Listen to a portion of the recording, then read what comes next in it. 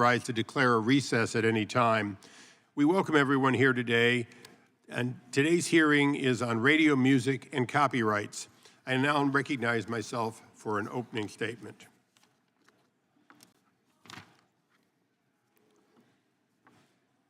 It's not Groundhog Day, ladies and gentlemen, but we've been here before. Today, among other things, we'll examine the long-standing and significant issue of our copyright laws that have persisted for nearly 100 years. In those 100 years, the radio music industry, which this year celebrated the 100th anniversary not only of a number of other issues, but the Radio Manufacturers Association, of which I was once the chairman, turned 100 this year. But in those years, we recognize that AM and FM radio has believed and been able to convince Congress that performers should not be compensated for their performances when done on terrestrial radio because, in fact, the performance is, in fact, a promotion for which no royalty should be paid. This flies in the face of virtually every other country in the world. We all recognize the invaluable role that radio plays in American history. Without a doubt, AM and FM radio has brought us news, weather, sports. Oddly enough, when it brings you news, they pay for those words to be spoken. When it brings you weather, they pay for those words to be spoken. When it brings you sports, you better believe sportscasters get paid for that. As a matter of fact, the late Rush Limbaugh never made less during the height of his career than $30 million a year for that amazing voice and those ideas. But were those ideas more creative than of that of our witness here today, Mr. Randy Travis? The fact is, we are here once again to ask why it is that U.S. joins the likes of North Korea, Iran, and Cuba in not recognizing public performance right in radio music broadcast. Even China recently modernized its copyright law to provide for performance right for sound recordings. But China will join the many others, including France, for example, in denying an estimated $70 to $100 million in royalties that are taken overseas but not paid to our artists. And I point out France, where I was just a few days ago. France collects the royalties. Their radio stations make a profit while collecting the royalties, or paying the royalties, I should say. But those royalties go to the government, which then promotes the arts and tourism with them, again, denying American performers who performed in those countries. This injustice has persisted for too long. That's why I introduced the American Music Fairness Act, AMFA, with the full committee ranking member, Mr. Nadler of New York. I know that we have been here before, and I know that it looks like, why would you do this? And the answer is, every year we must do the right thing until ultimately the right thing is done by these creative performers for what they have been doing. It's not new. When I learned that Frank Sinatra came and stood on the steps of the Capitol a very long time ago, not because he needed it, he didn't need the money, it's because he earned it, and because others who needed it far more than him were not getting it. He stood up for the little guy, and we should all do that today. We continue with that tradition with our witnesses, all of whom are famous in their own towns and their own homes, but none like Randy Travis. And I want to thank you particularly, and his wife Mary, for the extra effort it took to be here today, and for your indulgence when I perhaps stray into some of your latest works in an effort to make the American people more aware of it. And with that, I recognize the ranking member of the subcommittee, Mr. Johnson of Georgia. Thank you, Mr. Chairman. And good afternoon, everyone. Thank you all for being here. Music is incredibly important to the economy of the nation and to Georgia, and many recording artists call my district home.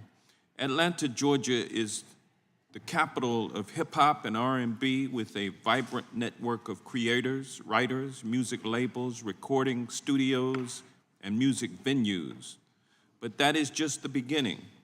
Creators in Georgia are making music in everything from rap to bluegrass to gospel to classical music. Georgia Tech found that in 2016, the music industry in Georgia generated $3.5 billion and employed over 16,000 people. Today, Georgia's music industry supports an estimated over 45,000 jobs with over 13,000 royalty recipients and over 91,000 songwriters. While the music industry contributes significantly to our economy on the individual level, it is difficult to be an up-and-coming musical artist today. It is difficult to keep up a steady stream of gigs, and it's even more difficult to break through as an emerging artist. Rather than the glorious and glamorous lifestyle that some might imagine, music creators often are working class, bartending at night, and recording during the day. New advancements in technology and changes in the way music is consumed have only made the rich richer and the poor poorer. When Congress created performance royalties for digital distribution of musical works in 1995, it exempted terrestrial radio. It did so in part because after hearing a song, listeners who liked it could head to their nearest music store to buy the whole album. There was a clear benefit to both parties, the station and the performer. But if you look at American towns today, you won't see music stores at the mall, no CD sections at your local big box store, and that's because music consumption has moved from buying albums to streaming individual songs. Clearly, the world has changed, and the question is how those changes impact the broader ecosystem. We know that as technology develops and industries evolve, statutory arrangements that at first worked for everyone begin to be less balanced. Looking back over the last 20 years of music industry evolution, it is clear now more than ever that we must work together to address the issue of radio broadcast performance rights. It goes without saying that artists should be compensated for their work. Artists, particularly working class artists, need steady royalty streams because they can't always rely on the other ways of making money from their craft. But in addressing the issue of radio broadcast performance rights, we must also be sure that we are addressing the concern of the broadcasters and all those involved in local radio. Local radio stations and their hosts raise important health and social issues, support local journalism, and provide much-needed information on emergency services during national disasters. At home, my constituents have V103 FM, its sister station WAOK AM, and Streets 94.5, to name a few. Atlantans who want to listen to hip-hop can turn to 97.1 FM, The River, and those interested in classic rock can turn the dial a few clicks to Magic 107.5. Obviously, all the different parties involved in this issue are differently situated with respect to being able to accommodate change. But we cannot seesaw between unfairness for one party and unfairness for another party and call it progress. I believe it is through hearings like this that we are able to work together to resolve this longstanding issue and explore how to fairly compensate creators going forward. I look forward to hearing from the witnesses if and how they believe Congress should act to ensure that every part of the music industry, from the gospel singers to the classic rock radio stations, are properly supported as technology changes the way we consume our favorite songs. I thank the witnesses again for their time today, especially to the Travises for making it here to Washington, D.C., and we look forward to hearing your testimony as well as the other testimony. Thank you. And thank you for your contribution to the culture also. I thank the gentleman. We now recognize my partner in the legislation, the ranking member of the full committee, Mr. Nadler of New York. Thank you, Mr. Chairman. Mr. Chairman, when American workers clock out and sit down behind the wheel of their cars to drive home every evening or get on the subway, they can be instantly transported to rock concerts, jam sessions, and solo performances just by turning on their radio. Scrolling through the stations, they can hear country twang, operatic arias, and classical violin pieces performed through their car speakers. On New York FM radio, listeners can go from the Supremes to Miles Davis with only a few clicks of the dial. The music is different, but all of these examples have one thing in common. The artist is not being paid for the performance. Under American copyright law, the owner of a sound recording of a musical work does not receive royalty payments when the song is played on terrestrial AM/FM radio. That same recording generates income for the artist when distributed over any other medium, from satellite radio and streaming services to public venues and restaurants. There is no reason terrestrial radio should be treated differently from all other music platforms, and certainly not at the expense of artists forced to allow the distribution of their intellectual property for free. Creators whose performances are broadcast over terrestrial radio are not just famous performers currently on the Billboard Top 100. Working-class musicians struggling to make ends meet have, for decades, formed the backbone of the creative economy. But increasing inequities have made it harder and harder for those creators to make a living wage. Hourly workers living paycheck to paycheck may hear their own songs on the radio, but not receive a cent for it. The same goes for artists who no longer perform at all, whether because musical tastes change, or more poignantly, because the performer ages or faces personal tragedy that makes them no longer able to perform. Terrestrial radio stations can play the products of their life's work without the artist seeing a penny. We are honored to welcome Randy Travis here today to share his experience with illness that rendered him unable to sing, and I look forward to his testimony about how the lack of performance royalties has impacted his ability to earn a living. Finally, the failure of U.S. law to establish a performance right on terrestrial radio means that our singers and other musicians miss out on royalties when the music is broadcast overseas. Nearly every other developed nation in the world compensates performers for playing their music on terrestrial radio. But since we do not have a similar performance right at home, American artists do not receive royalties when their music is played abroad. This alone deprives U.S. artists of up to $200 million annually. Those who argue that this statutory omission somehow inures to the benefit of artists, who get free publicity and an expanded audience, are missing the crucial understanding that the world around them has changed.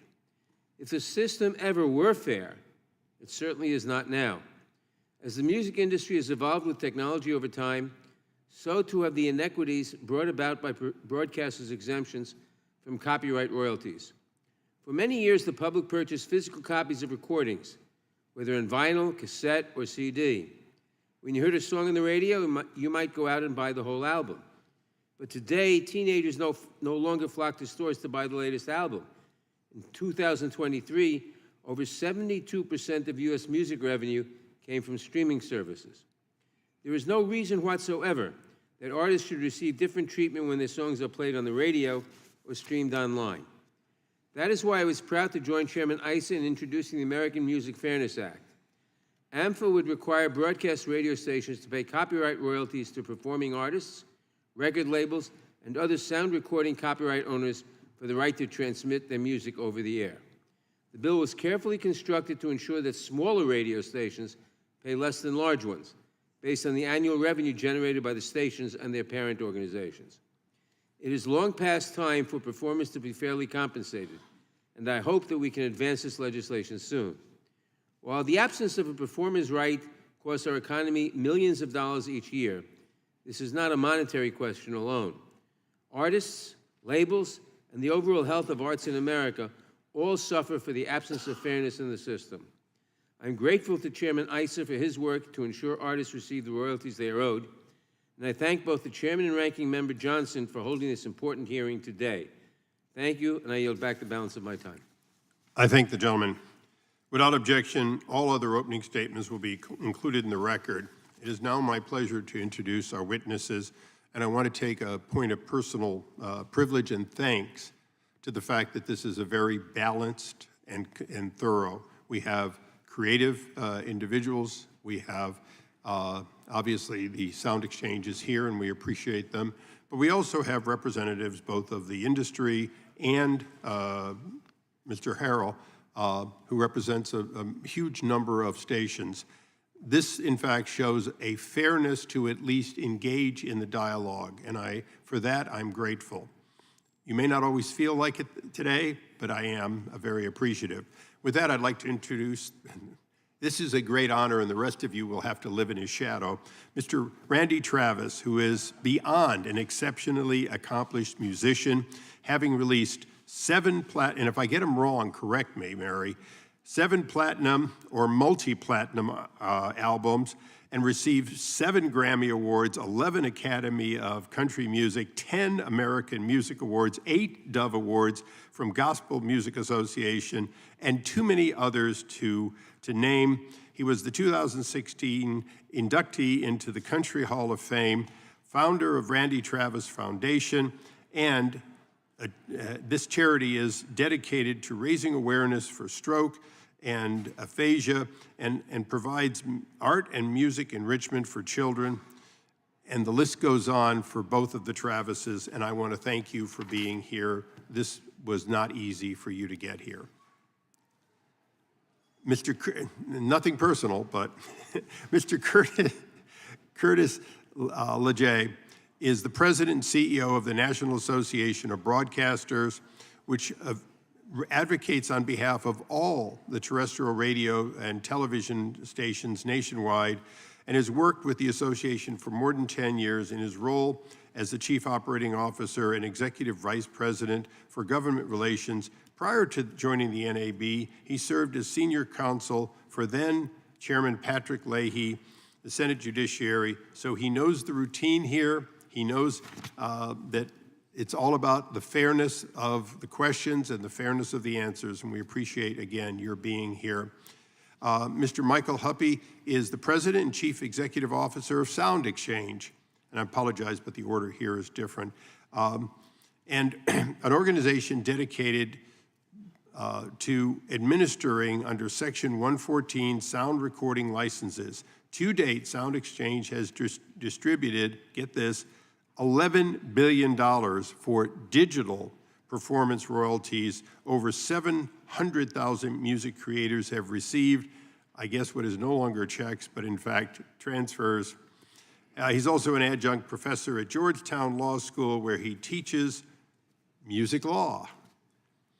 Mr. Eddie Harrell is the Regional Vice President and General Manager of Radio One with markets in Ohio. Radio One, an Urban One company, is one of the largest media companies in the United States. It also serves African Americans through radio, television, and digital properties. Mr. Harrell also serves as the chair of the Otterbein University Board of Trustees, vice chair of the Ohio Association of Broadcasters, and is on the National Board of Directors for NAB, and represents my hometown, which the ranking member got them all, but WERE that I grew up listening to as you know for years. And by the way, live, a lot of broadcasts there, and they've been great. I want to welcome all of our witnesses. As those who have been here before know, we will take your entire statement plus any additional material you want to give to us in for the record, but we do ask you to try to limit your opening remarks to 5 minutes. Because of the limitations that the stroke has placed on Mr. Travis, Mary Travis will serve as both a principal witness on her own behalf and at times may speak for Randy. I'm going to ask one indulgence. Can I call you Mary and Randy? Absolutely. Oh, that's made my day. The other guys will call you Mr. Pursuant to the rule, if I could ask you all to be sworn in, Mr. Travis, you do not need to rise, but if you'll raise your right hand and take the oath, please. You'll have to do the left.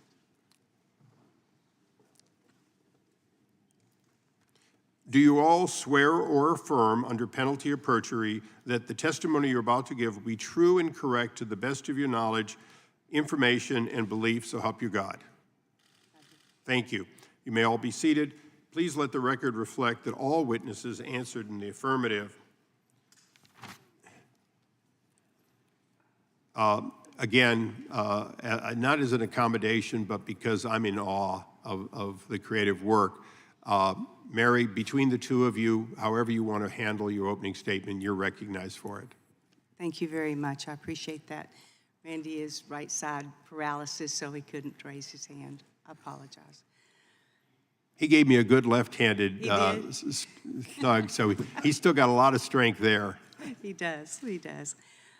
Chairman Issa, thank you for having us. Ranking Member Johnson, members of the subcommittee, thank you for this opportunity and this honor to testify today on behalf of all artists and musicians in support of the American Music Fairness Act. What would sheet music sound like without a voice? And what would radio sound like without a song? This piece of legislation is essential to correct a 100-year-old issue regarding artists and non-payment for their work performed on the most prominent music platform in America, one of which they helped to build and sustain. My name is Mary Travis. I'm wife and voice of Randy Travis. I'm kind of like a bad version of AI, but with consent. He was the good one. Even though a massive stroke in 2013 left him with aphasia, making it difficult to speak, his commitment to music is clear and very resolute. 11 years ago, at age 54, Randy was stricken with viral cardiomyopathy, leading to pneumonia, flatlining life support, massive stroke, coma, brain surgeries, intubation, tracheotomies, feeding tubes, collapsed lungs, staph, sepsis, serratia, pseudomonas, aphasia, right side paralysis, 6 months in a hospital stay, a loss of a third of his body weight, followed by years of daily rehab. We would be in and out of the hospital and bedridden the rest of our life, is what we were told after given 1% to 2% chance of survival. But he didn't listen to that, and instead he rolled right back into the industry he loved so much. Dwayne Allen of the Oak Ridge Boys told him when he came to see us in the hospital, he said, "Well, I guess the devil don't want you and God ain't ready for you yet." Anyway, music is, was, and always will be his lifeline. But that lifeline has changed, and we need to acknowledge that. The days of Randy packing a car and tracking across thousands of miles throughout the country to visit radio stations and deliver copies of his newest cut cassette in hopes of having his music heard are things of the past. The advent of streaming has all but replaced physical records and CD sales, and there are no guarantees that listeners are running out to buy concerts and T-shirts. Folks can hear all the music they want on demand for pennies a day. Of all the things that we do differently than we did a century ago, one thing remains the same, and that is that the voice is still the mandatory bridge between the writer and the listener. And it's time to do right by the ones that created that sound, that melody, that emotion that keeps the listeners coming back and the advertisers buying into radio. Passing AMFA bill would make many old wrongs finally right. Artists, musicians, and producers would receive a gratuity for their work. Artists would be much more inclined to collaborate with stations on projects and events. All other platforms would be more understanding of the level playing field. Artists can spend more time with their family and less time on the road. And the size and the nature of the radio station will determine the scaled fee, starting at just $10 a year, structured to protect and assure continued success for stations of all sizes. You have the power to change this. and better sooner than later, as we are staring AI technology squarely in the face. Artificial intelligence, and I call it artistic intelligence, because it enabled Randy to release a new song utilizing AI in its most authentic and artistic way. It's the first song ever recorded and released with full artist consent and involvement in a studio setting. His Warner Music Nashville label, producer, musicians, vocalist, and Randy were all present. This is good AI, but there is bad, no, there's terrible AI out there, and it's increasing exponentially daily. It's estimated that there's 179,000 songs, unauthorized AI songs, posted on the internet already. We ask your help in righting the wrong for legacy artists and creating a more prosperous future for the next generation of artists. Passing the American Federation Fairness Act, then moving forward with a thoughtful approach to putting AI protections in place would be positive steps to ensure that artists are paid for their work, their identity is theirs alone, and the soundtracks of our lives continue to play on forever and ever. Amen. We appreciate your time and your consideration as you reflect back on the songs that you celebrate, a certain time, a certain place, a person in your life. The artist will tell you, in fact, that it was their honor to create them for you. Thank you for your service to this great United States of America, and thank you for your time. Thank you, Mary. Mr. Lachey. Good afternoon, Chairman Issa, Ranking Members Nadler and Johnson, and members of the IP Subcommittee. My name is Curtis Leggett, and I'm proud to testify today on behalf of the NAB's more than 5,100 free local radio stations that serve your communities every day. It's an honor to appear today alongside such an esteemed panel, but particularly Eddie Harrell of Radio 1. Founded by Kathy Hughes more than 4 decades ago, Radio 1 is the country's largest urban radio broadcaster and embodies the very best of our industry. I'm also pleased to testify alongside the legendary Randy and Mary Travis. I grew up in awe of Randy's talent, and I'm grateful for what his team has recently accomplished using artificial intelligence so that a whole new generation can experience Randy's music. For over 100 years, broadcasters across the country have been privileged to play great music like Randy's on our stations, where we expose artists to new listeners and engage them with one-of-a-kind interviews in partnership with local performance venues. But we are more than that. We inform, educate, and alert listeners to important events, issues, and emergencies. We entertain listeners with sports and talk radio, and we are local, involved in our communities, and proud to serve the public interest. Radio stations' critical role as fact-based first informers and emergency lifelines has never been more important than it is today. With online misinformation and disinformation threatening to upend our upcoming elections, and the seemingly constant deluge of natural disasters and cell phone outages, local radio remains trusted, always on, and freely available without an expensive subscription or data service. Of course, you cannot talk about the power of broadcast radio without recalling the countless artists whose careers were made when their first song played on our airwaves, or our listeners whose memories are indelibly intertwined with a song playing on their favorite station. Performers across diverse genres have shared the incredible and unforgettable feeling of hearing their songs on the radio. Even amidst drastic changes in the media landscape, broadcast radio continues to drive music discovery for both new musicians and legacy artists. Unfortunately, the so-called American Music Fairness Act would undermine our indispensable medium and this mutually beneficial relationship.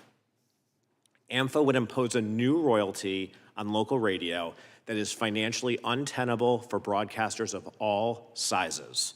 Such an abrupt change in law would be wholly inconsistent with Congress's long-held approach to copyright policy, where updates have been made to account for new emerging technologies.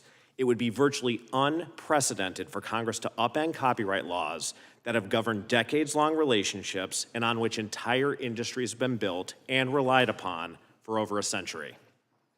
Radio invests considerable sums in producing content, employing on-air talent, and updating the equipment needed to run successful stations. Radio also pays substantial FCC regulatory fees and already pays hundreds of millions of dollars in annual copyright royalties to performing rights organizations like ASCAP, BMI, CSAC, and GMR, and streaming collectives like Sound Exchange. Without charging expensive subscription fees like our streaming and satellite competitors, local radio is supported by advertising alone. And with big tech having used their market power to siphon away local advertising revenue, a new performance royalty could spell the end for many local stations. For these reasons, 250 members of Congress, including 225 House members and 12 members of this committee, have co-sponsored the Local Radio Freedom Act, a resolution that opposes any new fee or tax on local radio. We are grateful for their support. Mr. Chairman, as you know, NAB stands ready and willing to engage in good faith discussions on a holistic legislative proposal that enhances our unique value to artists without diminishing our ability to serve your constituents. In the meantime, Congress has repeatedly considered and chosen not to impose the recording industry's one-sided performance royalty proposal on free local radio, and this committee should do so again today. Thank you for inviting me to testify. While this hearing's title focuses on the singular legislative issue on which the radio and recording industries disagree, I hope it also affords the opportunity to discuss the many areas of shared interest between our industries, including the novel threats and opportunities posed by generative AI. By rehashing old fights today, let's not sour the opportunity for consensus that has been the critical ingredient for all major changes in IP law in the modern era. I look forward to answering your questions. Thank you, Mr. Hoppe. Thank you, Chairman Issa, Ranking Members Nadler and Johnson, and members of the subcommittee. It is an honor to be here today to testify in support of the American Music Fairness Act. This bill seeks to finally remedy the egregious fact that the United States is the only democratic nation in the world without a performance right for artists on AM/FM radio. I've had the privilege of representing American artists around the world, and when I speak to other industrialized countries, Mr. Chairman, quite frankly, it is an embarrassment that the United States, a country that is a leader in intellectual property and protecting free expression, denies this most fundamental right to the people who make its music. IP is a huge portion of our GDP and one of our biggest exports, yet we deny this critical economic right to cherished creators like Randy Travis. It is shocking that the United States stands in the company of countries like North Korea, Iran, and Cuba in not paying artists when their songs are played on AM/FM radio. Even Russia and China, with their horrible IP records, have a public performance right for sound recordings. The current system in the United States is so broken that a touch of a button on the dashboard determines whether or not an artist like Randy gets paid.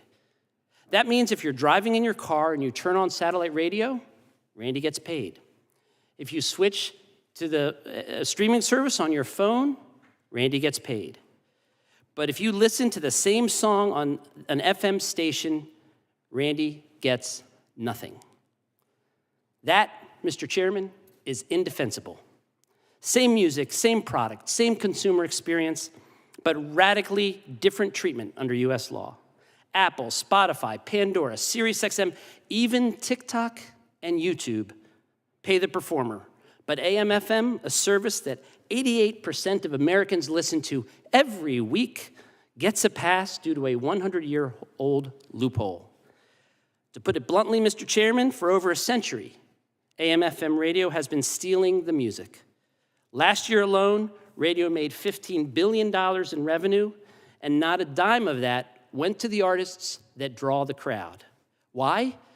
Because the broadcasters hide behind the outdated concept of promotion, which is ironic given that 72% of music on the radio today is not even new music. Yet even to the extent there may be some promotion, that should never justify a mandatory, unpermissioned taking of the music. You must obtain a license to make a movie based on a book. You must get the rights for Major League Baseball to broadcast a Nationals game. These are both clearly promotional. Why should music be any different? Mr. Chairman, Congress must set a standard that creators need to be compensated whenever and wherever their music is played, especially when their creations form the backbone of the business model like they do for AM/FM radio. And this is going to be even more critical as the music industry takes on artificial intelligence. And to add insult to injury, because the US doesn't have a performance right, Americans lose out on royalties overseas. For example, when Randy Travis has a song played over the radio in Paris, the French collect royalties on that music. But instead of paying Randy, that money is diverted to French artists and French cultural funds.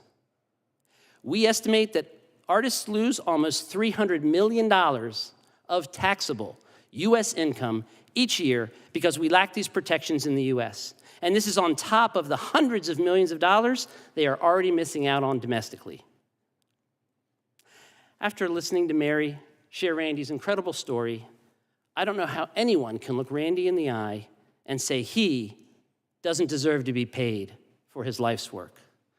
And for every big-name artist, there are hundreds of smaller artists, backup singers, session musicians, studio producers, mixers, and others who have helped make the music timeless, but who never made a penny from it being played on radio. In fact, the dozen states represented on this subcommittee have over 100,000 music creators who would be eligible for royalties over AM/FM radio if this legislation was enacted. Mr. Chairman, the concepts embodied in AMFA have been supported by every administration since President Carter, including both the Biden and Trump administrations. That should tell you something. And just two days ago, the U.S. Conference of Mayors passed a resolution at their annual meeting in support of AMFA. I leave you with this. In the 2 hours or so during which this hearing will take place, over 200,000 songs will be played on terrestrial radio, and the artists who perform the songs won't get paid for it. Those artists are your constituents, your neighbors, your family and friends. I hope that Congress will finally fix this problem and make things right for all the music artists in this country. They certainly deserve it after everything they have given to us. Thank you, Mr. Chairman. Thank you. Mr. Hurrell. Greetings, Chairs Jordan and Issa, Ranking Members Nadler and Johnson, and members of the subcommittee. My name is Eddie Hurrell Jr., and I am testifying on behalf of Radio 1, where I oversee our local operations in Columbus, Cincinnati, and Cleveland, while still managing the day-to-day operations of the latter. As someone who runs multiple stations that uniquely serve our listening audience and values the collaborative partnership we have with recording artists and connecting with our communities, make no mistake that a new performance royalty imposed on local stations would create harm for local stations, listeners, and the recording industry itself. A little bit about our company. Media pioneer Kathy Hughes founded Radio 1 in 1980 and built it into the largest urban radio network today. Ms. Hughes, or Miss H as we call her, started as an administrative assistant, working her way up and becoming Howard University's radio's first woman vice president and general manager, which was WHUR right here in Washington, D.C. Her leadership was instrumental in creating unique WHUR programming like The Quiet Storm radio segment, which is now a staple and uniquely reflected the sound and style of the Washington, D.C. community. As anyone who has tried to start a new business knows, it's never easy. After being denied it 32 times by various banks and overcoming significant other hardships, Ms. H persevered to become a single station owner and develop a winning formula for what became Radio 1. That family business now encompasses more than 70 radio stations across 13 markets in urban America, including but not limited to Atlanta, Baltimore, Cleveland, Houston, Philadelphia, Raleigh-Durham, Richmond, and here in Washington, D.C. Today, Radio 1, now led by Ms. Hughes' son, Alfred Liggins, reaches 17 million weekly listeners and connects 1 million annual local event attendees with music and musicians that they love. Radio 1 also employs more than 1,200 people who come to work every day to make a difference in the lives of our listeners. Radio stations like ours provide a uniquely free service and connect everyday Americans. At Radio 1, we are the source for the latest music in R&B, hip hop, and gospel. In short, we inform, we inspire, we entertain. Not only does radio provide an invaluable source of daily news and entertainment, radio also serves as a trusted voice during natural disasters or emergency situations. In Cleveland, we have consistently served as a conduit for communication between the mayor and the police chief and the general public. Our ability to connect as a trusted voice in times of public emergencies is vital in all of our markets. Radio also provides a key platform for recording artists. I am proud of the real-life partnership that exists between radio and the recording industry. Broadcasters around the country are known for putting the spotlight on new, upcoming artists and therefore serving as an integral part of artist promotion.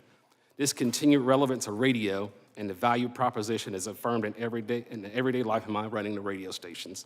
The record labels are contacting us to promote new artists and music, looking for airplay to help launch the next hit. And while we embrace this promotion platform, our partnership with the recording industry goes much deeper than airplay. Often tell the story about a little-known upcoming trio who performed in Cleveland at Z107.9 Summer Jam in 2014. Before they performed, I had not heard of Migos. However, after the performance of Summer Jam, everyone in Cleveland and in the world soon experienced the generational hip-hop talent of Quavo, Offset, and the late, great Takeoff. This is just one example that illustrates the power of the collaboration between radio, the recording industry, and free promotion. Not surprisingly, none of our community investments go without a cost. Today, local broadcasters are competing against tech behemoths and global streaming services who, ironically, would use new AI tools to attempt to replicate the unique sounds and service of local radio. Imposing a new performance royalty on our uniquely free service would diminish the music we play for our audience, decrease our investment in staff and community service, and ultimately lead to less competition against global streamers and the destruction of an incredible promotional platform that benefits artists. And yes, radio will use AI to find new efficiencies in our back office operations, but AI will not replace the soul of local broadcasting, which is the people who work at our stations and serve our communities. Nor will AI replicate the entrepreneurial spirit or programming genius of Ms. Hughes. Fake Drake will never take the stage at our Summer Jam. Radio 1 and local radio stations continue to thrive by serving our audiences in uniquely local and human ways. In conclusion, I applaud the majority of the House that supports the Local Radio Freedom Act and encourages this committee to refrain from imposing a performance royalty. To do otherwise would jeopardize local radio stations employing local staff, keep upcoming artists from breaking into the recording industry, and harm Americans across the country who rely on free local radio for news, entertainment, talk, sports, and reliable information. Thank you for inviting me to testify today. I look forward to answering your questions. Thank you. I thank all the witnesses. We now go to the gentleman from Wisconsin, Mr. Fitzgerald, for 5 minutes. Thank you, Chairman. Mr. Leggett, do radio stations already pay royalties for sound recordings as a result of some of the online streaming that the stations broadcast themselves? Just trying to get clarity on that. So radio stations across the board, both for our terrestrial airplay and webcasting, pay significant performance royalties that go to the songwriter. So those are paid through ASCAP, BMI, CSAC, and GMR in the tune of hundreds of millions of dollars. We also pay an additional royalty on the sound recording to Sound Exchange when those performances take place online. So would it then be fair to say that the radio stations, they would have to make like two separate payments? Is that what this would result in if we move forward? That is exactly right. And it has already proven extremely difficult for local broadcast stations in the webcasting context to innovate online due to the burdensome costs that those additional royalties pose to innovate. Fact is, it would be devastating to add those additional royalties to the terrestrial airplay when we are already generating such significant promotional value to artists. Mr. Huppy, while this hearing is about the public performance rights for terrestrial radio, some stakeholders have argued that passing American Music Fairness Act would be the first step in getting rid of all transmission and retransmission exemptions granted in the Digital Performance Right in Sound Recordings Act of 1995. This is concerning, and you know what's coming, because of restaurants and bars. And how do you guys view that, or What's your take on that right now, kind of as we sit here today? Sure, Congressman, that's an excellent question. I've worked in the industry for 20 years, and the recording industry has been fighting this fight for 80 years. It is, has, and will always be about terrestrial radio and making sure that everybody gets paid fairly for their content. We want to make sure that this is a technology-neutral solution and that big broadcasters do not get a break from paying what every other competitor has to pay. You bring up restaurants and bars, those are different. Congressman, people go to restaurants to have food and dine with their family. They go to bars to share a communal drink. People listen to music radio for one reason, to listen to music radio. Radio is different from all of those others, and that is the focus today and the injustice that we are trying to resolve. So, Mr. Leggett, let me go back to you. Proponents of the bill argue that American artists are losing that $300 million a year, which was brought up earlier in overseas revenue. I mean, I'm sympathetic to that argument, and I think we should be doing what we can to ensure artists like Mr. Travis are being paid what he deserves in that work, even though it's being performed or played abroad. But it's not clear to me whether major record labels are already collecting those international performance royalties from or for the American artists. Thank you for the question. So, first of all, we are sympathetic. If there is any U.S. performing artist that is owed dollars that are sitting overseas that they are entitled to under that foreign country's laws, we certainly agree that those should be collected. Trying to compare the broadcast recording industry relationship in the United States to that in any other country is an unfair comparison. But I think you allude to the right thing. When we have tried to dig into what that number looks like, has been very hard to substantiate, and I think it is an appropriate question for the recording industry as to how their international subsidiaries are already collecting those dollars. I don't have that answer, but certainly understand it to be the reality of today's marketplace. Yeah, whether it's Randy Travis or any other artist, what I'm trying to determine is whether publishers like Warner, who operate globally, are already collecting performance royalties abroad on behalf of their American artists, and instead of transferring it back to the artist, are simply using it to offset, I don't know how else to describe it, their overseas operations, right? I mean, what would be your comment on that, I guess? My understanding would be clearly, would be purely secondary, and I think those are questions more appropriately directed to the record labels. But I can tell you that anecdotally, we've certainly heard as much. Congressman, if I may elaborate on that, Sound Exchange actually has 50 to 60 reciprocal agreements around the world. We have agreements covering 85% of the planet with organizations who do what we do in other countries. And in some cases, there are some collection in country by country from the labels, but in many cases, there is no collection. Sometimes that includes artist performances, but most often it's the artists like Randy who really lose out on this across the board. As I said, our estimates based upon the data we have is up to $300 million a year is left overseas and not repatriated to this country. Thank you all very much. I yield. I thank the gentleman. We now go to the ranking member of the full committee, Mr. Nadler, for 5 minutes. Thank you, Mr. Chairman.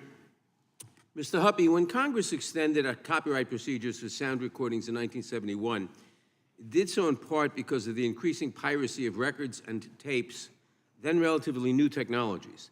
According to a contemporary House report, piracy caused over $100 million in economic losses at the time. Similarly, when Congress extended digital performance rights in 1995, this committee presciently found that, quote, the digital transmission of sound recordings is likely to become a very important outlet for the performance of recorded music in the near future, close quote. It went on to say that without appropriate copyright protection in the digital environment, the creation of new sound recordings and musical works could be discouraged, ultimately denying the public some of the potential benefits of the new digital transmission technologies. We changed the law in 1971 because the evolution of technology had created a system that was unfair to artists and the listening public. We changed the law again in 1995 because once more new technologies were making it harder for artists to make a living. Do we have a similar argument today that the music ecosystem has changed? Thank you, Congressman. We absolutely have a similar argument today. Streaming is a huge part of the U.S. recorded music revenue today. It's 85% of revenue into the entire industry comes through streaming. We live in a world where 40, 50 years ago, it was a sales-based model, and everything was done to purchase, to drive purchases of CDs and albums. Now, 85% of U.S. revenue comes from streaming. And that is exactly what we're here about today, because that is, the broadcasters are the one platform that doesn't pay for that delivery method that now serves a huge majority of the U.S. music industry. Mr. Travis and Ms. Travis, as a country music star considered the voice of classic country, your performances are regularly played on AM/FM radio. Why is it important to your long-term care that you receive royalties not just from streaming services, but also from terrestrial radio? The royalties, since his stroke, the royalties are what we have counted on for income, for survival, for his long-term care. It's also important to note that we are here not just for us. We're 65. We're kind of on the other side of it. But the younger artists that are coming along with families that are looking forward to a career in music, we want to do it for them. We want them to know that they have a career ahead of them, one that they can look forward to, one that they know they're not giving away their music or their identity or their copyrighted material for the radio. Randy loves radio. I want to get that straight. He loves radio and would never have been Randy Travis without the radio at that point in time. That was 40 years ago. Again, Mr. and Mrs. Travis, while artificial intelligence is not the focus of this hearing, the use of generative AI in the music industry is of strong interest to this committee, both its potential as a tool for creators and the dangers it may pose when an artist's work or likeness is used without permission or compensation. How has artificial intelligence helped you continue to create? It's a wonderful question, and it's one that we have just, it's a bridge we've just crossed. Randy has, he put out his first song since his stroke 11 years ago, called Where That Came From, and it was used using stems from 42 to 45 of his songs that were sent to a company that put his music on top of a vocal bed. So all of the vocal that you hear is Randy's, and it was pretty emotional, to be honest with you. When it came back, he spent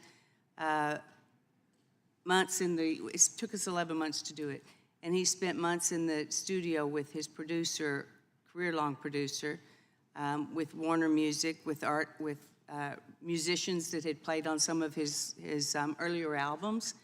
And so the whole setting was very authentic, artistic, and humanistic. It had all of the heart in it. So it was wonderful to get to hear some more music out of Randy Travis. Do you believe AI users should be allowed to create unauthorized copies of singer's voice? Absolutely not. Thank you. And finally, Mr. Huppy, some argue that small broadcasters cannot afford to compensate musicians for the performance of their sound recordings. In your opinion, does the American Music Fairness Act adequately account for that concern? The American Music Fairness Act absolutely accounts and looks out for small broadcasters. The sponsors of the bill, I think, have gotten the balance exactly right. We recognize the importance of allowing small business to thrive and grow so we have more competition and more variety in radio. As you know, Congressman Nadler, 1.5 stations that make $1.5 million or less will have to pay a mere $500 for all the music they want to use in a year. That's $1.37 a day, and I hasten to note it's the lowest fee to join the NAB, which they offer to non-commercial outfits. We're offering $1.5 million cap to commercial outlets, and it's less expensive than what it costs a student to go to the NAB radio show, $539. So they can easily afford it by not joining the NAB. Exactly. Thank you very much. I yield back. And with that, I'm going to take just 1 minute of a privilege for a good reason. Eyes like diamonds, you caught the light. Oh, but they were dark and deeper than the night.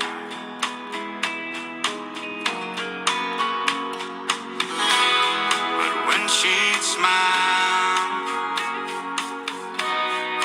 out came the sun. And there ain't no more where that came from. Now, I would love to play the whole thing, but the chairman is waiting. I now recognize the gentleman from Ohio, Mr. Jordan. I wanted to keep listening. I grew up under the old joke, and in my mom and dad's household there were two kinds of music, country and western, right? That's it is good to be. I apologize, Mr. Chairman, for not being here earlier to do the opening statement. I was actually doing 2 talk radio shows, and so was unable to get here. But I'll enter the statement now. This issue has been before Congress for the past 100 years. It's also been in an impasse for the past 100 years. And I want to thank Chairman Issa for trying to tackle it. We must get this right. As everyone knows, music is interwoven into American history and culture. It's one of our most important cultural exports. Radio is obviously an extremely important institution in America. It's how millions of people get news and entertainment. Back in Ohio, we have some great broadcasters. This committee is entrusted with the jurisdiction over copyright matters, which means that it is up to us to balance the interests and the rights of creators and distributors. Historically, we have only been able to tackle complicated issues like this when everyone is willing to come to the table and find a path forward. In this case, it means balancing the interest of performers to be compensated and accounting for the reliance interest of the broadcast community for the value that they provide. Despite music consumption increasingly moving away from broadcast radio to digital streaming, the issue before us today is still one worthy of our attention. Last Congress, Chairman Nadler organized bipartisan negotiations to try to sort this thing out. Unfortunately, those negotiations stalled, and we never quite got to a resolution. Despite that, we still believe there's a deal to be struck that is fair to all sides, and most importantly, fair to taxpayers and consumers. We've heard from musicians across the spectrum about the importance of being fairly compensated, and we couldn't be more grateful to have legendary country star Randy Travis with us today and his wife to share their perspective. We also have with us Eddie Harrell Jr. from the great state of Ohio to share how broadcasters on the ground are thinking about these issues. Historically, this committee moves copyright legislation on a consensus basis. These issues are not and should not be partisan. So I want to thank again all our witnesses for being here today. I want to thank our chairman for putting this together and all the work he's done on this issue to try to get to a solution. And I look forward to the remaining discussion and debate and questions that come. With that, I would yield back to the chairman. Again, thank you for the time. Well, I thank the chairman, and since the chairman yielded back to me, I'll just say that, if we want to make a deal here today, you're hearing numbers that you pay that much for your coffee service in a year. So think about that as we go through this, because it really is something where you heard a little piece of that wonderful music that reminded us the great music that was produced for 40 years by Randy. And with that, I think I'm going to the gentlelady from San Jose, Ms. Lofgren. Well, thank you very much, Mr. Chairman and Ranking Member, and thanks to all the witnesses for being here. It's instructive and also inspiring, Mr. and Mrs. Travis, that you are here. One of the things that we need to guard against when we consider legislation is unintended outcomes. And I realize people have different perspectives, so I want to focus in on one of those issues. Mr. Hupp and Mr. Legate, one of the issues is what impact would this legislation have on the critical role of radio stations in providing emergency broadcasts? Now, Mr. Legate, you argue that paying artists for airplay would come at the expense of investments in emergency broadcast systems, potentially compromising those systems, which would be important to every member of this committee. But Mr. Hupp, you contend that other countries successfully manage to fund both the performance royalties and robust emergency systems. How can you, the two of you, respond to the divergence of opinion that you are presenting here to the committee. If you could each address that briefly, I'd appreciate it. Well, I think thank you for the question. I think what is most difficult about these comparisons to other countries' regimes is that there is no comparison to the U.S. locally focused, freely available broadcast model in any other country. And this model is time-tested, and across our laws, copyright, communications laws, there are special exemptions and special provisions that have been put in place to enable this locally focused service, ensure that we are always on in times of emergency, and ensure that we have a reach that enables us to touch listeners who maybe can't afford an expensive subscription service, don't have adequate broadband service. That is what local broadcast is serving. No, I understand, but my my question really has to do with the emergency services. So local broadcasters across this country are operating on extremely tight margins right now. I don't need to tell anyone on this committee about how disrupted the media landscape is, the degree to which the large tech platforms have siphoned dollars out of local advertising. And we are the numbers for small broadcasters and that treatment that Mr. Huppy referenced earlier, it's a bit of a red herring, because the fact of the matter is, under this proposal, more than 4,000 local broadcast stations would be subject to CRB set rates, which would total, if we apply their precedent here, hundreds of millions of dollars. You're not going to see local service with those kinds of costs. Mr. Huppy, could you address the same question? Sure. Thank you, Congresswoman. I would say that you don't even need to look to other countries to find that this is quite manageable for the broadcasters. They have news stations that are required to broadcast emergency services, and yet they manage to make them profitable and pay their talent. They have talk stations that are required to do emergency service broadcasting, and yet they manage to make a profit and pay their talent. They have sports radios that have to do the same thing, and yet they manage to make a profit. So we don't even need to go overseas to look about how this will actually play out in this country. I think they absolutely have the ability to do this if they wanted to.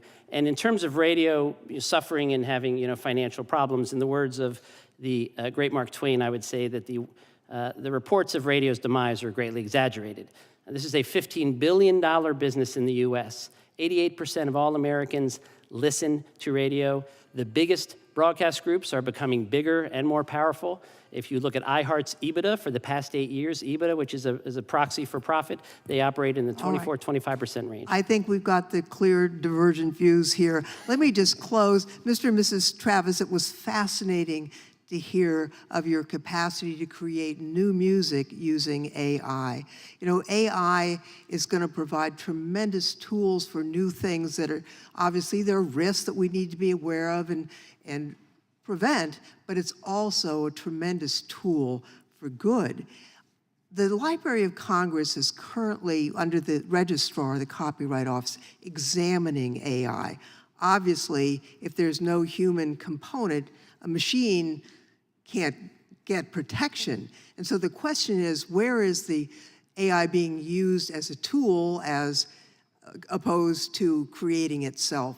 I'm hoping that you and your husband will weigh in with the registrar, because I think your experience would be instructive for them. We want to be able to empower people to utilize this tool as you have done in a very emotionally moving way. And I just wanted to mention that. It's obscure, but it's important, and I hope you'll have a chance to let the registrar know your experience, because it's important. And Mr. Chairman of the full committee, I'm also a fan of country music. Thank you very much. Thank you. Thank you. Thank you. We now go to the gentleman, Mr. Moran. Thank you, Mr. Chairman, and thank you to all the witnesses that are here today. Very important discussion, tough discussion. I've talked with both sides of this issue, and great arguments on both sides, and I know that what we really want to do is we want to be able to find that right balance of interests that protects both local radio stations and the talents and efforts of musical artists like the great Randy Travis before us today. But I do want to thank you all for your time and your efforts in this regard. I grew up listening to local radio. As many of you guys know, I'm from East Texas. Everything out there is rural and everything is local. Especially in rural America, local radio stations are important because they're often the only source of local news and information, especially after a severe weather event, literally serving as a lifeline to many of the people in our area. So I want to talk about some of the perspective from the radio stations. I want to start with you, Mr. Leggett, for a moment. Would you talk about the kinds of things that your member companies' radio stations do to promote music and the recording artists who perform them? Thank you for the question, Congressman, and thank you also for your support of the Local Radio Freedom Act. What makes broadcast unique in this media landscape is the fact that we are in the communities that we serve. So when music is played on our airwaves, we have a particular relationship with our audience and an engagement from our audience that's unequaled on any other medium. In addition to that, because we are freely available, we're allowing a reach, especially in rural areas, that other services just can't touch. So there have been study after study that have touched upon this, but the promotional value received through local radio, because of the fact that it is freely available and tethered to a local focus, is unmatched in audio. Yeah, and I want to ask you about that. Is there any way to quantify really the value, the estimate of the value of the promotional work that local radio stations do in terms of the personnel time, the airplay, the other expenses that go into that? Yeah, so a number of studies have tried to do this. We've estimated that dollar figure as high as $2.4 billion nationally in promotional value, but I think it's safer to say billions of dollars in promotional value. It is simply unmatched, and no doubt that the way that listeners consume music has changed dramatically over the course of radio's history, as has the entire economy and media landscape.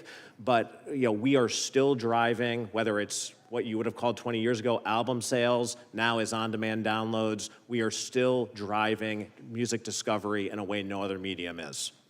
And do you charge, you don't charge the artists for that promotion. I think we all know that, but could you verify that? We do not charge artists for that promotion. There are payola laws that restrict that. Yeah. And that's one of the things that I wrestle with in this, because I understand what the artists are saying. They want to be compensated for their time and their talents, their efforts on the radio, but there is a value to this promotion that's given back to the artists, and I think that they would say the same thing. Is that what you're hearing from, say, for instance, the label promoters, the record label promoters that talk to your program directors? Yeah, I think Mr. Harrell can speak to this more directly because he's on the receiving end of those phone calls. But you could bring any radio station representative in the country in here, and I don't think they would be telling you that promoters are asking them not to play songs on their airwaves. Mr. Harrell, would you answer that? And then I have one more question for you as well, Mr. Harrell. He's right. Artists are coming to us all the time, every day still, asking us to play their music. New artists, existing artists, stars. The labels will still see us as a symbiotic relationship between their music and our ability to publicize their music on an everyday basis. Yeah, I've heard it for years, actually, from artists that talk about, especially when they start, how important that local community is. And a lot of times they start with a local radio station that plays their music. The American Music Fairness Act, Mr. Harrell, charges, as we've talked about, as little as $10 for some of those smaller stations. But could you explain why some of those small broadcasters are still united in opposition to this bill? I could tell you in the media landscape, as the top line revenue is not growing. So any new expense will cause decisions that have to be made from a small group to a large group. And what does that mean? And I think what's lost in this is some of the services and the community service we provide outside of playing our music. If you look in communities across the state of Ohio, particularly in Cincinnati, for example, we do something called Stuff the Bus, in which we collected over almost 2,000 pounds of donated items last Christmas, which we translated into over 1,500 meals to families in need. Those are the things that are lost in what we do as opposed to just playing the music. And so our ability to lead community efforts like that would be impacted by any new expense that we'd have to endure. Yeah, and I want the artists in the room to know that I do not discount the arguments that are made on the other side. They know that I'm an advocate for them in a lot of ways. The No AI Frauds Act is something I've promoted. I think it protects artists as they develop their works against intrusive AI if they don't want to consent to that.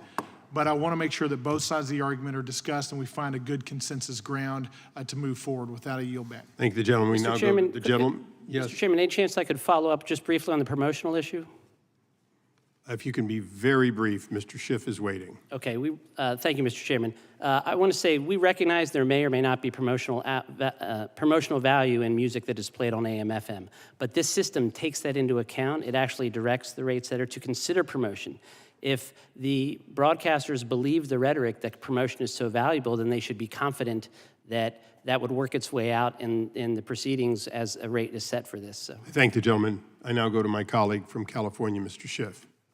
Thank you, Mr. Chairman. Thank you all for being here. Mr. and Mrs. Travis, I want to start by thanking you for sharing your story with us. I'm a proud co-sponsor of the American Music Fairness Act and a strong supporter of what this bill at its core stands for and what it means to creators. My district in the state of California is home to so many creators that rely, just like you do, on performance royalty payments every time their songs are played in restaurants, through streaming services, and elsewhere, everywhere but on AM/FM radio. I echo the sentiments of many of my colleagues that support this legislation, and I'm grateful that you took the time today to share the importance of this critical effort. I'd also like to take the opportunity to ask you a little more about your most recent song, Where That Came From, which you created using generative AI to create your voice, Mr. Travis. Can you share a little more about what that process has meant to you both, and specifically how you would feel if someone else used AI to recreate your voice without your permission? What is ownership of your ability, over your ability, and what should be your ability alone to train a generative AI model on your voice? What does that mean to you? I can tell you it was a very emotional thing for Randy to hear his voice again. We never thought we would. He went through every human emotion there was, just like he went through every human ability to create that song. Being in the studio with his musicians, with his producer, his piece of AI work was humanistic and artistic. And that's the difference in the good and the bad AI. It meant the world to me to hear his song again. Just a moment ago when Chairman Issa played that, I thought I was going to break out in tears again, because just to hear that voice again after so many years, something you never thought you'd get to do, is very important to us. But the whole process was, like I said, it took 11 months. We were in brand new waters. We were treading in new waters. We didn't know exactly how this was going to happen. And in fact, when the final song was sent, after he and Kyle got through tweaking it, changing, making sure it sounded like Randy Travis, they sent it back to the gentleman that created this AI platform, and they said, we never thought it could work this well. So it was kind of enlightening for a lot of us. And I apologize, I don't remember the other part of your question. Well, now. I guess the other part of my question is the flip side, and that is what goes through your head when you contemplate others using AI to recreate your husband's voice without your permission, authorization, or compensation, to produce songs you didn't write, using melodies you would not condone, and what that means in terms of the dilution of your brand? It feels kind of like identity theft. It is intellectual property, the voice, the likeness. So it does feel like somebody has robbed you, because he has spent his whole life since he was 7 years old making music, knew that's what he wanted to do, that's all he wanted to do. So when you hear somebody on the internet or on your computer and they're pretending to be Randy Travis, and it doesn't sound like Randy Travis, it hurts. And I think that that's what all artists feel. Like I said, just like you've been robbed, just like it's identity theft, and there needs to be laws that are in place to keep that from happening, which means consent and compensation and attribution and provenance so that it doesn't happen. And it's coming up so fast now that if we don't get on the front end of it, which I'm not sure we can at this point, but if we don't get in as soon as we can to protect the artist, not sure where we'll go from there. Well, thank you for sharing that. And Mr. Travis, I know I speak for many millions of people who are thrilled and grateful that you can continue to make new music. Thank you for that gift, and thank you for your testimony today. Thank you. I thank the gentleman, and I might remind all of my colleagues that Mr. Schiff has been a leader on transparency and AI and wanting to understand it well enough to not to over-regulate it, but to make sure that we do get what's fair for the creators and their work that's being ingested. And thank you. We now go to the gentlelady from Florida, Ms. Lee.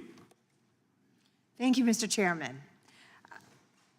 Mr. Huppy, I'd like to return to your testimony in a subject that we touched on earlier and hear more about the distinctions between United States artists and foreign artists and how they are compensated, performance rights, royalties. If you would go back to that and tell us a little bit more about the distinction. How does the United States compare with other countries with respect to foreign performance rights and how artists are treated?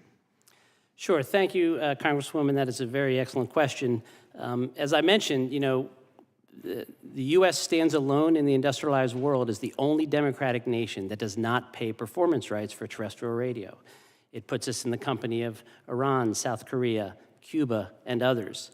And because of that, because we don't compensate for that fundamental right that every other democratic industrialized world does pay around the world, because we don't do that here, as a penalty to our creators, like Mr. Travis, as a penalty, many countries overseas do not pay us that similar right in those countries. We estimate that artists are missing out on up to $300 million a year because of that lack of a reciprocity.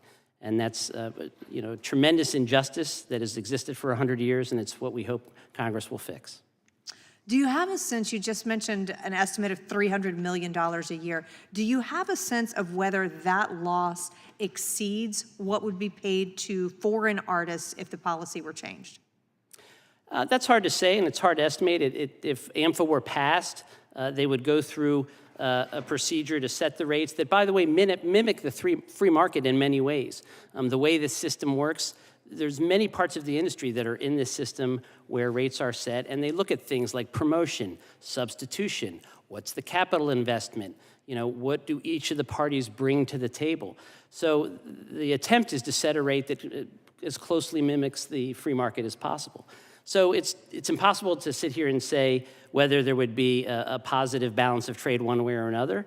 But I can tell you at the end of the day, this is fundamentally about just making sure that everyone deserves to be paid for their work. We have a lot of discussion up here about exemptions and foreign regulations and how the FCC does different things. I would argue that all of those sort of hide the ball. This is about as basic a concept and an American ideal that you can think of. When you have creators like the great Randy Travis who pour their heart and soul into a beautiful piece of music, and you have another entity or set of entities making $15 billion off that music, we're just looking for a fair payment for that input. Do you have a perspective on what procedural impediments, if any, would prevent or inhibit the expansion of royalties for the performance of sound recordings to cover terrestrial radio?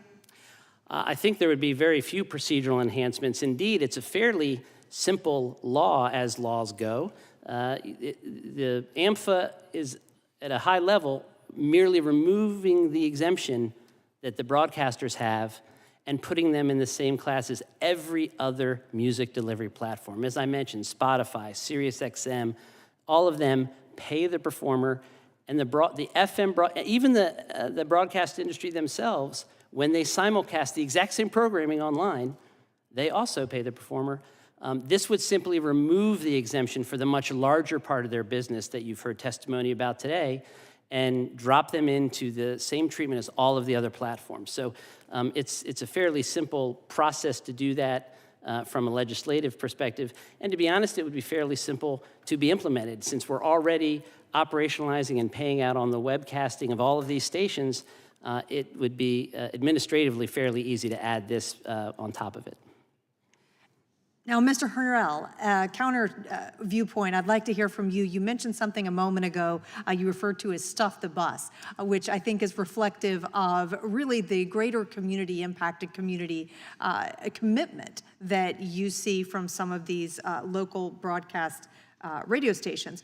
Tell me a little bit more of that. If the top line revenue is not growing, describe for us in a little more detail what you think is the impact or the overall loss if we were to make this change. Congresswoman, thank you for that question. And first, I would be remiss if I did not thank Mr. Travis for his tremendous contributions to American history and to American music. I want to make sure I do that. We keep hearing treat us the same, when in fact we're not the same. We are not the same as Spotify and Pandora and other streaming services. Pandora and Spotify cannot do the things that we do on a daily basis outside of just playing music, as you mentioned. Spotify and Pandora don't get 1,000 backpacks and give them to students when they go to back to school. Pandora and Spotify don't do something we did very unique in Cleveland when we're at the height of some tension in race relations. All 21 radio stations in Cleveland, all 21, 4 competitors, agreed to stop the music and do a forum on race on all 21 stations at the same time. That's something that Pandora and Spotify cannot do. They won't do. It's not part of their model. So when you talk about us being the same, I think it would be disingenuous to not recognize the differences that we have and that what's important to us. And so our ability to do those things that are important to the communities are important as we do our daily business. When it comes to natural disasters, right now, if something was going on in my markets, because of our ability to be local, I could call in 30 seconds, have our stations flipped to talk about what's going on in our communities. You can't do that on the streaming service. So that really emphasizes why we are different. I thank the gentleman. I'll inform everyone there are votes on the floor. The intent of the chair, and hopefully you can all stay, is to vote as quick as we can, 11 times, and come right back. So we're going to string this out as far as we can, and then the last couple of us are going to run to the vote 11 times, hopefully 2 minutes per, and come back, if you can all remain. With that, the gentlelady from Pennsylvania is next. I thank you, Chairman Issa, Ranking Member Johnson, for holding this hearing. I thank all of you for your work and your testimony before us today. I have to admit to you, I'm glad to hear so much about the bill that I'm very connected to, one of the co-authors of, which is No AI Fraud. And while I know artists in the music industry and so many others who are performers are in support of that, I hope you know I'm doing it also as a mother and a grandmother. Because what No AI Fraud does is it provides a property right to our voice and our likeness. So whether it's my granddaughter or it's me, ordinary folks, we have that property right as well. But it certainly works in terms of this industry that is so important to our country. Mr. Travis and Mrs. Travis, thank you so much for your testimony. Thank you for your talent. Thank you for your storytelling. That is the basis of beautiful music, is great writing and performing and, of course, storytelling. When I was reading about this and preparing for this hearing, as I say, I come at AI with a fear. How do we protect ourselves? But look at what you are doing. As a result of your experience, as a result of the tragic, heartbreaking stroke, et cetera, that you suffered, you're turning that heartbreaking experience into something that is so hope-filled, the resurrection of your unique talent. And so I think it's a time of extraordinary challenge, but also opportunity. What are some of the primary challenges that artists face in this climate, changing climate with AI? And I wonder, do you have other artists who talk to you as a result of your generating this beautiful new works about how it affects them? Maybe they haven't had the devastating health consequences that you've had. So what are your experience? What are other artists saying? We have spoken to several other artists. As a matter of fact, we had 8 or 10 artists come to listen to Randy's song when it first came out, a day or two before it was finally on the radio. It's mixed because they are like you and I, we're mothers. We have children, and it scares you to death what AI can do. Yeah. You hear it all the time about the older generation that's taken advantage of through AI voice, and you know, the grandson's in jail and needs money, and fraud as far as bank accounts. So it scares you to death. But I guess that's with so much technology, so many changes that we've had in the world. There's the good and there's the bad, and it just depends on whose hands it's in as to where it goes. I think the artists, from their standpoint, if they haven't been through anything tragic, as in Randy's case, where it took his voice, it took his livelihood, I don't know that they have, many of them have embraced it. A lot don't know, and it's the fear of the unknown that we're all going through this. I think that if we can set a precedence, if we can be a model to how it should be used for good in music, if it is consent of the artist, if it has the artist, like I said before, the heart in it, if the human touch is in it, then I think it can be really exciting for a lot of people. But the bad use is something that we all need to be on top of, which goes back to why we need to have something. We need laws so that we can go and stop somebody from doing what they're doing if it's fraudulent. But right now we really don't have that. And I'm wondering if you're going through the process of generating that work has instructed you as to some of the guardrails that ought to be there. I love some of the language that you eloquently used, it feels like you were a point of light for artists and fans in this new chapter, that point of light. As you're working through it, I know that we would benefit from hearing where were the vulnerable points? How is it you control your own voice, your image, your likeness, your sound? Through where that came from, maybe you could give us this committee, because you can see we have a bipartisan support around this issue. And we're very happy for the point of light that is you. That reminds me that all AI isn't bad. I don't have to come at it as a crazed grandmother. And I guess, my time is up. Again, thank you all for being here today. Thank you for your talent, Mr. Travis. Thank you so much. Never to be called a crazed grandmother. We now go to the gentleman from Kentucky, Mr. Massey. Well, Chairman Jordan said there were two kinds of music in his house growing up. He grew up in Ohio. He said country and western. In the county I grew up in, Kentucky, the two kinds of music you could choose between were bluegrass and gospel. So that may just be Kentucky, or the part that I was in. I think anybody here could answer this question, but I'm going to go to Mr. Harrell. What is the Copyright Royalty Board, and what do they do? Congressman, I'm going to pass on that question. Oh, okay. Let me ask. Okay. I just want to ask somebody who knows or feels comfortable answering. Well, I think this underscores some of the point, which is that when you are an operator of local stations, the complexity of everything happening in terms of where these copyright fees come from is just lost. What it means to a local station is the simplicity of what is the degree of the check that I'm writing, and how is it taking away from my ability to serve communities. But what the Copyright Royalty Board does is that for certain types of, in this case, public performances that have been designated by Congress, it sets a rate. So for non-interactive streaming services, Pandora is an example. If a broadcaster is simulcasting its over-the-air programming on the internet, the user can't just pick a song on demand the way that they can with Spotify. That falls into a category here where the Copyright Royalty Board, a three-judge panel within the Copyright Office, hears a case every 5 years to set rates. And so, we've got an example here of White Christmas. Bing Crosby did it, Garth Brooks did it, and Bette Midler did it. I'm leaving some people out, I'm sure.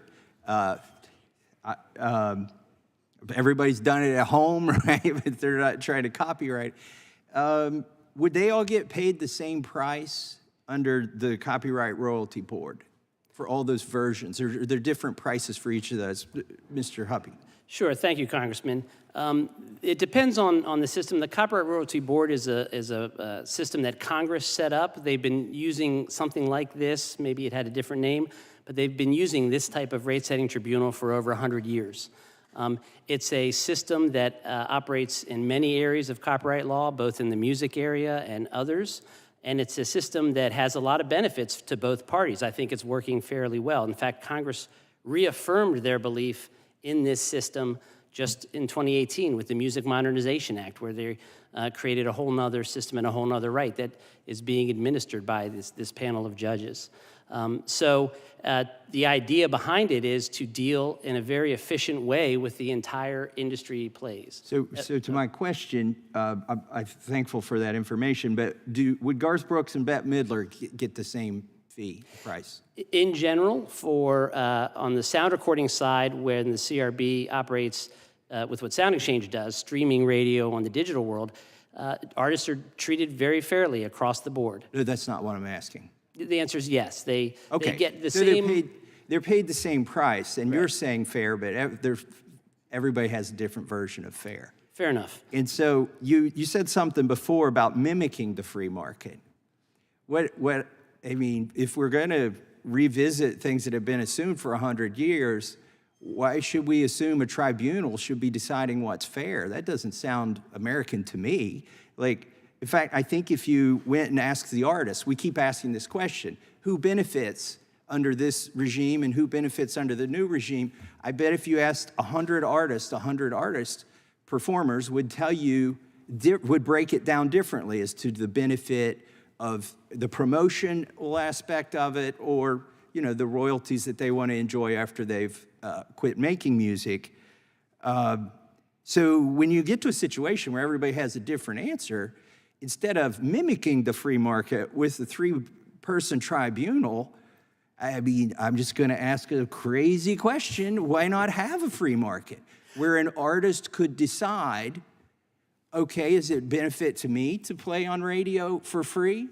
Or I'm sure Randy Travis would probably fetch a better price than my neighbor who thinks he can sing. But they would, could we have something where there are different prices? It just doesn't, we're comparing things to these dictatorships or whatever, and I'm wondering, where is the free market here, Mr. Leggett? Well, certainly, as you point out, and thank you for the question, Congressman, as well as your support for the Local Radio Freedom Act, the CRB, where you've got a one-size-fits-all government-imposed fee, is not a free market, right? And the backstop to any free market negotiation outside of that is that CRB set rate, so that is not a free market. At the same time, when you're thinking about an industry like broadcast, where you have 15,000 stations across the country and literally thousands of different ownership groups, there are certainly some efficiencies gained by a bit of a one-stop shop here, right? And the idea that there would be individual marketplace negotiations between all of them would be difficult to achieve. But 20 years ago, the idea that you'd be on the internet bidding against somebody on the other side of the world for something on eBay that should be at a flea market was inconceivable, or that you wouldn't have taxis, you'd be using a device in your hand. So anyways, I'm just saying, maybe there's a solution here we haven't thought of that involves the free market. With that, I yield back. I thank the gentleman, and this is why we always have at least one libertarian on the committee, so that can be heard and understood.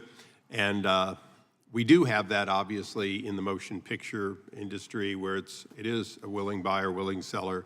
It's probably the reason that, among other things, you didn't hear any of Elvis's movie Elvis's music in the movie Priscilla. Just saying that the movie would have been better with a little bit of Elvis. With that, the chairman and ranking member regret to tell you that we do have to vote still. Only the speaker doesn't have to vote. So for that, we are going to take a recess of as short as possible. If any of you have to leave, we will regret your not being here, but we are taking you past the appropriate time. And so we're gonna recess. You're welcome either for the witnesses to come in the back, but we will come back. The votes are 11, but since we've exhausted the time for the first one, and we're gonna run, and then each one is roughly, they call it 2, but call it 3 or 4 minutes. The fact is, we'll be back in well less than an hour, and we'll come back the moment I can gavel in. So thank you for your indulgence. We stand in recess.